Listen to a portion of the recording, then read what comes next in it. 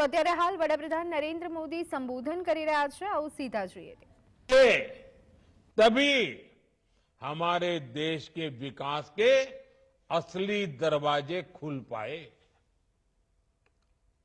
मुझे विश्वास है सावित्रीबाई फुले मेमोरियल हमारे इन संकल्पों को, महिला सशक्तिकरण के हमारे इस अभियान को और ऊर्जा देगा।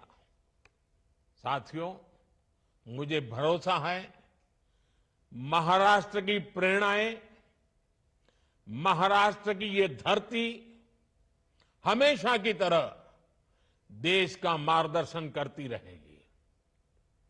हम सब मिलकर विकसित महाराष्ट्र, विकसित भारत का ये लक्ष्य पूरा करेंगे। इसी विश्वास के साथ आप सभी को एक बार फिर इन महत्वपूर्ण परियोजनाओं के लिए हार्दिक बधाई देता हूं। आप सबका बहुत बहुत धन्यवाद करता हूं।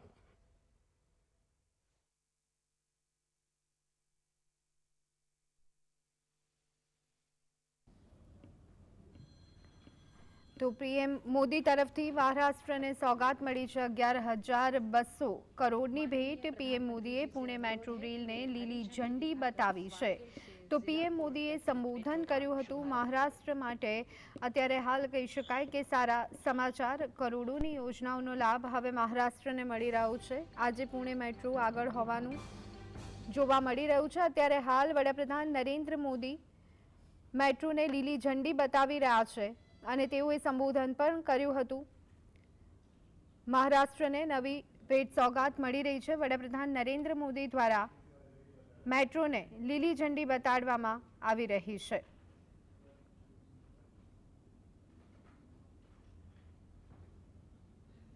તો 11,200 કરોડની યોજનાઓનો પ્રારંભ વડાપ્રધાન નરેન્દ્ર મોદીના હસ્તે થયો છે। પીએમ મોદીએ પુણે મેટ્રો ટ્રેનને લીલી ઝંડી બતાવી છે અને સાથે જ વડાપ્રધાન નરેન્દ્ર મોદીએ સંબોધન પણ કર્યું હતું। આજે પુણે મેટ્રો આગળ વધી રહી છે તેમ પણ પીએમએ જણાવ્યું હતું। તો સાથે જ પુણેમાં ઇઝ ઓફ લિવિંગ ઝડપથી આગળ વધી રહ્યું હોવાની વાત પણ વડાપ્રધાન નરેન્દ્ર મોદીએ કરી હતી। અગાઉની સરકારે મેટ્રોનું પિલર પણ નહોતું ઊભું કર્યું, જ્યારે વર્તમાન સરકારે મહારાષ્ટ્રને આખી મેટ્રોની સોગાત આપી દીધી હોવાની વાત વડાપ્રધાને કરી છે।